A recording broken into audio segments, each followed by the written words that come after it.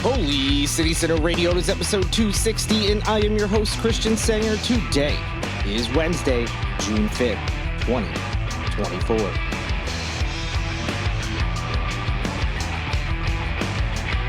Welcome to the program. I hope you had a great weekend and you are having a good week so far here in Charleston.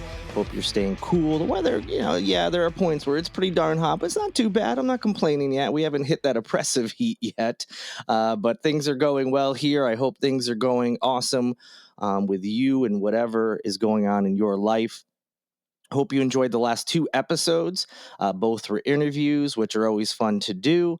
So you know what that means. Today is back to normal, getting caught up on the latest news. Before we dive into that, number one, just a little quick update about some things I had done. I won't waste too much time, but it was a busy weekend. On Friday, I went out to Firefly in North Charleston to see Pixies and Modest Mouse perform. I missed the opening band and got there as Modest Mouse was just taking the stage. They were good. I'd seen them at High Water Festival a couple years back. So it was good to see them again. You know, I'm sure many people listening are aware of at least a song or two of theirs. They had some songs that were hits. I don't remember exactly how well they did, but I feel like they had a single or two that did really, really well. And then Pixies, of course, they've been around for a couple decades now. I think, their heyday was kind of like the 80s and 90s. I think they've built kind of a cult following in the 90s, even though they broke up. I think it was like 93 or 94 or something like that before, getting back together in the early 2000s. It's one of those bands that, I wasn't going to go travel to go see, try to save those types of trips for some of my most favorite bands ever. But when I saw they were coming here, I was excited.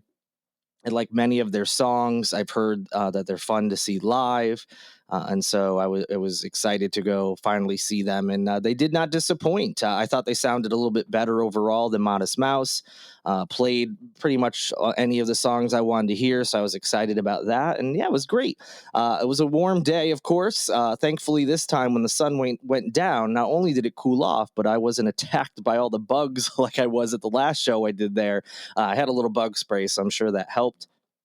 I also ran into several friends. One was working, so that was a surprise to see them there. And then a couple others I just happened to run into as I was walking around. So that was fun too. Got to spend some time with them and enjoy the show. So that was Friday. On Saturday evening, early evening, I stopped by at the Alley in downtown Charleston. It was their last day of business. Yeah, as I mentioned on a previous show, that was kind of my third home for a long, long time, with of course my apartment or wherever I was living at the time, my actual home, and then work feels like a home because I was there so much. And that was a place I spent a lot of time at. And, I brought a lot of friends there, people I was dating, family, went by myself. It was just a place I felt super comfortable in, a different, this has been around for over a decade and I've gone through different phases of my life during then, from, and obviously this whole city and that business did as well, from days of shutting down the bar late at night to just stopping by for food and not having any drinks, so, I've been there with a lot of people, made a lot of memories, and even became friends with some of their employees over the years. So sad to see it go. It's a bummer what happened to them, was not anyone involved with the Alley's doing that they had to close. Unfortunately, the person or persons that owned that property sold it, and then the new owners want to tear it down and build a hotel, of course. So sad day. It was a bummer to walk out of that building and knowing it was the last time, even if, like I said, things have changed in my life. When I lived downtown, I was there quite often. And although, things changed over the years and lifestyle changes and things, I, weren't, not going out to bars several times a week or even a couple times a week for that matter. So I didn't get out as much as I would have liked to over the last handful of years. But thankfully, like I said, I went with my family one time. So that was a cool experience with my brother's kids. And it was nice to get in there one last time just to kind of look at the space and remember all the good times that were there. But certainly a bummer to say goodbye. Sad for the employees there, but I know they're all going to be okay and find new jobs and new opportunities. On Sunday, went to see David Spade at the North Charleston Performing Arts Center. I'm sure most, if not all of you, know who he is. Stand-up comedian, but also an actor. He got his start doing stand-up, of course, but then kind of became popular and known because he was on Saturday Night Live for several seasons, and then ended up in multiple movies over the years. Joe Dirt was one that he starred in. He's in a bunch of Adam Sandler movies, of course, the classics with Chris Farley like Tommy Boy. So was excited to see him live. I never have, and it was a good show. Crowd was really into it. Of course, it was hilarious. And the good thing about comedy shows on Sundays, unlike, say, concerts that tend to run a little longer, they get out early enough that if you have work on Monday, you can get home and get to bed without it getting too late. Sometimes with concerts, they can go, by the time you get home, it's after midnight. And, depending on when you got to get up in the morning, it could be a little rough. So a great weekend. Again, even though that was kind of sandwiched in between the two shows, was that sad saying goodbye to the alley, but it was still nice to be there, see some folks I haven't seen in a while, before saying goodbye to the venue itself. And thankfully, like I said, not goodbye to the people who have become friends who work there. I'll still be interacting with them on social media, running into them at events and things like that. But a very good weekend. Outside of that, I'm not going to dive deep into this, but of course, the huge news last week, before after the last news podcast I had done, obviously had the 2 interview episodes. Of course, former President Donald Trump was officially convicted of 34 felony counts in his trial going on in New York. I'm sure you're all at least aware of that headline, if not all the nuances and all the stories and things that have come out of that. So that's been big news. So just wanted to kind of say, yes, I'm aware this gigantic thing happened and I hadn't talked about it yet, but there's really not too much to talk about. That's just is what it is. Everybody has their opinions on that. I don't think we really need to hash all that out. So just wanted to note that, yes, I'm aware of it. Yes, it happened. We're going to have plenty of time over the next handful of months as we ramp up to November. It's going to be a wild ride, and that will certainly be a talking point, I am sure. So enough about all that. Let's get into the latest local news. Well, it was a sad end to the monkey that was on the run in the Walterboro area. News broke that after a handful of days of being out there, this monkey, a 15-year-old, whose name we found out was Bradley, this monkey had somehow escaped from his owner. And there were some sightings, but for multiple days they couldn't find this guy, and they finally did. And it said that the monkey was captured or recovered. I think they captured was the word, but then unfortunately it came out the sad news: he was not captured alive. The Carlton County deputy county administrator, whose name is Megan Utze, confirmed last week that that was the case. That unfortunately the monkey was not captured alive. Apparently, what happened was some homeowner said that their dog was being threatened by the monkey, and so they shot it, and that was unfortunately the end of Bradley. Now, although the county had initially worked to help the owner after the owner tried to find this monkey himself or herself, they never really said. After the owner tried to, oh, I think I can handle this. Well, the county then helped when the monkey was still on the run after a couple days. But in the end, no Carlton County personnel or resources were involved in the actual incident that led to the animal's death. Outside of that, Utze said they really didn't have any other information except what the owner had shared with them. So that's all we really know. The only other additional piece of information was that Bradley the monkey had lived in that area with his owner for about 6 years. So a sad ending.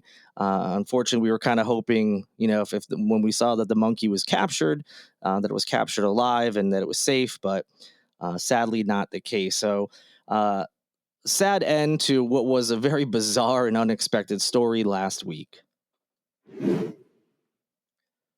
Got an update for you. A while back, the Citadel had announced plans to host concerts at its football stadium, Johnson Haygood Stadium in downtown Charleston. There were some complaints from people who live nearby, saying that they're worried about noise, parking, and traffic. And I wondered if there's going to be some pushback about it. And although it seems that there were some complaints, it seemed like this was going to move forward. However, the Citadel ended up asking zoning officials for an opinion after, back in February when they made this announcement, just making sure they were all set as far as zoning was concerned. And it turns out that the Board of Zoning here in Charleston said that that area is designated as a residential area. And so the school couldn't proceed with their plans to host concerts. Now, you may be saying, well, residential area, sure. There are obviously houses all around the stadium, but there's also the football stadium. That's not for residential use. That's for a football team to play, and anybody can come and see that. Well, because it's related to the school, see it school's official football team, they are able to host events like that. The city has determined that the concerts weren't official school activities, and therefore this request was different, and that's why it was denied. However, the Citadel was planning on appealing this decision on Tuesday, so yesterday when you're hearing this podcast. But however, when I'm recording this, it was before they filed this appeal with the Board of Zoning Appeals. So there probably was a decision. Perhaps you even know what it is. But as of the recording, that's where we're at. So as of right now, the concerts are on hold. There was no official announcement as far as what, bands or anything. I don't know how far they got in the process, but they never made any announcements outside of the fact that they planned on hosting these concerts. But so far, that is on hold. Depending on what happened on Tuesday, we may have an answer. Either, they're upholding their decision and this is not going to happen, or maybe they overturn it. So I'll be sure to update you once I have the new information and the next podcast comes out. Another update from a story we've talked about for a while now. The South Carolina Ethics Commission last week said that it had found probable cause in 76 different incidents involving the former Colleton County Clerk of Court, Becky Hill. They are saying that she repeatedly misused her position to enrich herself and promote a book she wrote on the Alex Murdaugh murder trial.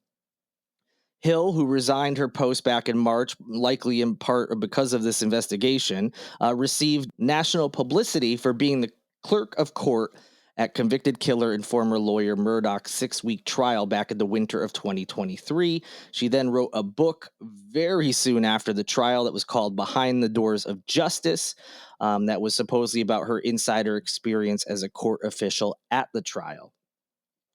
Ultimately, you may remember the book was removed from shelves and publication was stopped several months ago because she admitted plagiarizing material from a BBC reporter who had written an in-depth story about the case. But her problems obviously didn't stop there, as we now have these 76 different incidents, ethics allegations that she has broken.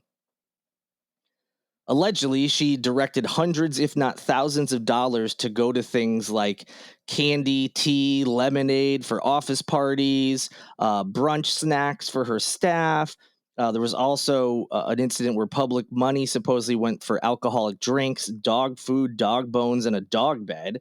She also allegedly bought 2 picnic tables for $600. I mean, the list of allegations and things that she bought improperly, according to the South Carolina Ethics Commission, it's a very long list, and you can see the link in the show notes if you want to see it all spelled out. As far as what happens from here, the commission said the allegations against Hill will be they'll have like a public hearing about it at the State Ethics Commission in Columbia on December 19th. Commission hearings are sort of like trials. The Associated Press, or I'm sorry, the State rather, the newspaper, The State, described them as mini trials. There's closing and opening statements, introduction of evidence and witnesses, and then in the end, some sort of decision will come out of it. So we'll wait a while. It's not until December, but that is the latest on the Becky Hill saga. Well, I was talking about saga. I probably could have also said drama, and the same would be true for this next story.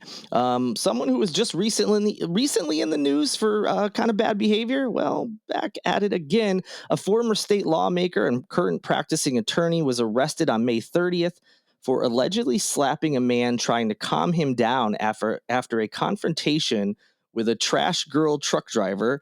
This is all according to Charleston police. Yes, for those not from the Charleston area, or even if you are, there's a company called Trash Girl. You may have seen their, I think they're mostly purple, uh, you know, those large garbage bins around town, specifically downtown. You can see them quite frequently.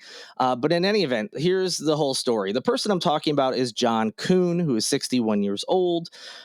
He was taken into custody on a minor charge of simple assault just after 9 a.m. on that day as he was leaving his Water Street home, which is located on the peninsula south of Broad. He was granted just over $1,000 personal recognizance bond in the evening of May 30th in Charleston County Bond Court, so he is out right now.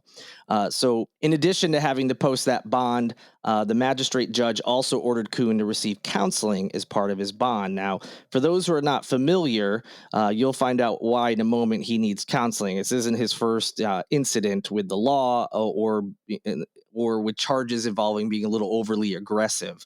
So now he was arrested and charged on May 30th, but the incident actually happened on May 21st around 11 a.m. There was an employee of a company called Richard Mark Restoration that was working at 13 East Battery Street and was watching an incident unfold. There was this trash girl semi truck that was trying to swap out one of those big dumpsters at a work site. Now, the truck was positioned to turn left onto East Battery Street and was temporarily blocking the, you know how downtown is, these narrow streets. So it was temporarily blocking a street down south of Broad. The employee who was watching this reported that Kuhn exited his white 2022 Range Rover, which was stuck behind the trash girl truck, and walked up to it. He began yelling at the driver, who then exited the truck. So there's some kind of incident happening here where they're arguing. So that employee that I mentioned at the beginning from Richard Mark Restoration said he watched as Kuhn and the driver were arguing, and traffic obviously was continuing to build up behind them while they're having this argument. So the employee said he went and approached Kuhn and asked, "Hey, can you please just move your vehicle and let this guy out? You're holding up traffic." Then Kuhn started arguing with this employee, and that ended up resulting in Kuhn slapping the man and knocking his sunglasses off of his face. The employee told police that he was trying to defuse the situation and was not the aggressor here and was not trying to make the situation worse. So why is he getting counseling? Why did I say he's back in the news? Well, if you don't remember, this is the same gentleman who had another incident just a couple months ago. Kuhn should know better because, number one, you shouldn't be doing this anyway. But as I said, he's an attorney. He's a former lawmaker. Specifically, he was a one-time leader of the Charleston County GOP and also a former state senator. So he was a couple months ago, you may remember he was accused of causing a disturbance or accident and then leaving the scene of that accident. So back in March, he was arrested and charged with a misdemeanor hit and run and a traffic violation over improperly passing traffic after he allegedly fled the scene of an accident on Meeting in Columbus Street. And then while he was trying to drive away, a man was trying to stop him because he witnessed a crash and was, trying to tell him to stop and got in front of his car. But that bystander put himself in danger as Kuhn tried to essentially could have easily run him over and thankfully didn't. But he did end up falling to the ground as Kuhn sped away. So just a complete mess. This guy may have some sort of anger issue or something, and that is why the judge ordered counseling. So that's where that all came from. And no, this is not his first two run-ins with the law. He has paid more than $2,000 in fines and fees for 15 different traffic infractions since 2001. And that's just here in the Charleston, Berkeley, Dorchester, Carleton County area. Who knows if there's any others out there? And that is all according to Post and Courier reporting. So most of those infractions, if you're wondering, were things like speeding. But there were 4 charges of careless driving and 2 incidents of disregarding a traffic sign. So definitely is had even if they're just minor issues, there are many of them, as you can see, and obviously nearly running over a person and then slapping a person are a little bit more on the violent side, even if we're not talking about extreme violence. It's still violence. So hopefully counseling and getting in trouble will help this gentleman out, because I don't want to run into this guy out there, and I doubt any of you want to either. And lastly, some updates about the South Carolina Supreme Court. We get one victory and then a loss at the same time. The South Carolina Supreme Court will soon no longer be the nation's only all-male high court. That's right. I think it was late last year, after someone had retired from the bench, another person, of course, is put in place there, and the person who left was a woman. She was replaced by a man, and we were the only state in the country that had a Supreme Court made up entirely of men. Well, Court of Appeals Judge Letitia Verdin is now all but assured to become the next justice of the state Supreme Court after her lone remaining opponent, a Conway area judge by the name of Blake Alexander Hewitt, dropped out of the race on May 30th. Now, just because she's the only person in line to to be voted into the Supreme Court, you never know what could happen. There's no guarantee. They could deny her appointment, and then they'll look for some others. But the expectation is that she will be given that appointment on June 5th, when the formal election will take place. That is when lawmakers will convene at the State House. So it looks like, on the plus side, there will be one woman now on the state Supreme Court, and will remove that kind of dubious distinction that South Carolina had. Now, the negative for all this is there's a side story that for the first time in nearly 2 decades, our state Supreme Court will be entirely white. The reason for that is the only black judge on the high court right now, Chief Justice Don Beatty, has to leave that post because he has reached the mandatory retirement age of 72. Wouldn't it be nice if our federal Supreme Court had an age limit as well? But that's neither here nor there. So because of that forced retirement, that position will be open. But there are no current black candidates that are expected to take over any of those seats. So the state Supreme Court, although finally gaining a woman after this short period without having any women on it, will now have an entirely white court. Now, diversity is a big topic, of course, in lots of different areas, and I can already hear people screaming, the color of someone's skin doesn't matter. They should be judged on the merits. And yes, that is true.